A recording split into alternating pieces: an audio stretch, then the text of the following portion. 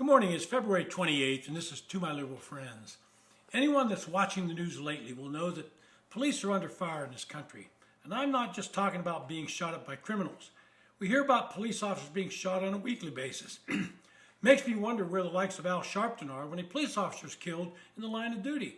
I think we all understand that this would not fit into his shtick, and there'd be no opportunity for race baiting in such an event, so he stays away.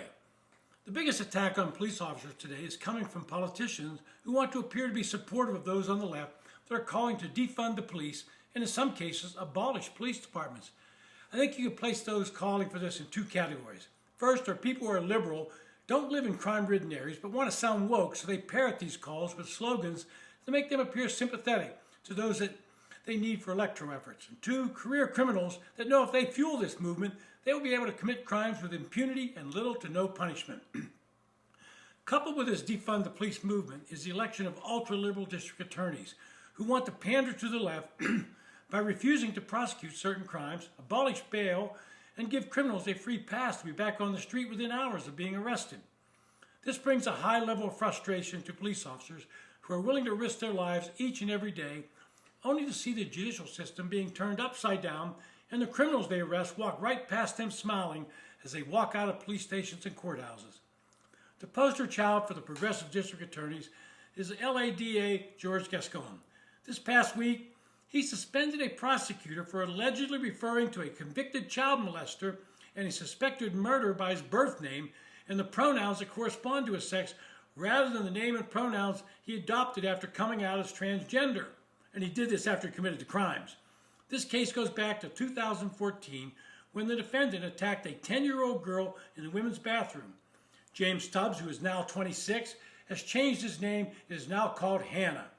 Gascon's office got him sentenced to 2 years at a juvenile facility. The defendant then blasted Gascon for getting him sentenced to 2 years, calling it an unfair sentence. But later Tubbs was accused of beating a homeless man to death in the woods with a rock. But not to worry, in the eyes of some of these progressive prosecutors, he should be released again. The second most well-known progressive district attorney is the Philadelphia County District Attorney Larry Krasner. He's instructed his team to avoid prosecutions, quote, where appropriate and to lower incarcerated population, opting instead for more liberal use of diversion programs, end quote. So at the start of his term, he fired 31 prosecutors in the DA's office for their unwillingness to implement his changes and put 29 Philadelphia police officers on a do-not-call list, meaning they could not be considered credible witnesses at trial. Read that, they would not say what he wants them to say. In a speech, former Attorney General William Barr, who decades ago helped write a report arguing for more incarceration, told a fraternal order police conference in New Orleans that, quote, the emergence in some of our large cities of district attorneys that style themselves as social justice reformers who spend their time undercutting the police, letting criminals off the hook, and refusing to enforce the law is demoralizing to law enforcement and dangerous to public safety, end quote. He's exactly right. And some of these progressive DAs like to point out that the crime rate's dropping in their jurisdictions. What they don't tell you is they've decriminalized many of the criminal offenses, so it's only logical there are fewer since they're failing to prosecute them as crimes. So how do liberal politicians react to these problems? The newly elected mayor of Los Angeles, Karen Bass, has decided to go on the attack against the police. She's decided to lower the qualifications necessary to become a police officer in the city of Los Angeles. In her opinion, this will increase diversity, which is her major goal, and not the enforcement of laws. Well, the Los Angeles Police Protective Association fired back. Tom Segal, the president, said, quote, we think that particular provision or that goal or that idea is dangerous. He went on to say, if you have police officers that can't make minimum qualifications or attain minimum standards, for instance, the recruits that have been in the academy that just can't score the minimum requirements for a physical fitness test. 100 is the maximum score, 50 is acceptable. There are folks that are scoring under 10, and that's just dangerous to put them on the street, end quote. Mayor Bass then went further, stating that she wants to, quote, identify, discipline, and or terminate officers associated with right-wing domestic extremist groups, end quote.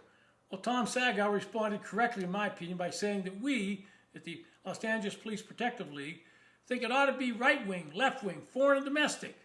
We think that there are more organizations that members of law enforcement should not be associated with other than the narrow group that was listed in that document, end quote. All this reform movement by progressives flies in the face of what people in the neighborhoods most affected by crime want. In a poll by Gallup, they found that black people are very similar to white people when it comes to police presence. When asked whether they want the police to spend more time or the same amount of time or less time they currently do in their area, most black Americans, 61%, want the police presence to remain the same or higher. This is similar to the 67% of all U.S. adults preferring the status quo or higher, including 71% of white Americans. As I said, black Americans, they want the police in their neighborhoods because that's where some of the crime is happening and they want to feel safe. The whole point of this is that all law-abiding citizens in this country want to feel safe in their homes and neighborhoods. They don't want to fear going outside. But the progressives, who are mostly insulated from crime, think they're showing their empathy and want to appear woke in the area of law enforcement and crime. What they should be doing is listening to the people and get out of the bubble they live in. This has been To My Liberal Friends. Thanks for listening. If you enjoy the podcast, make some comments on it, recommend it to your friends, and hit the subscribe button.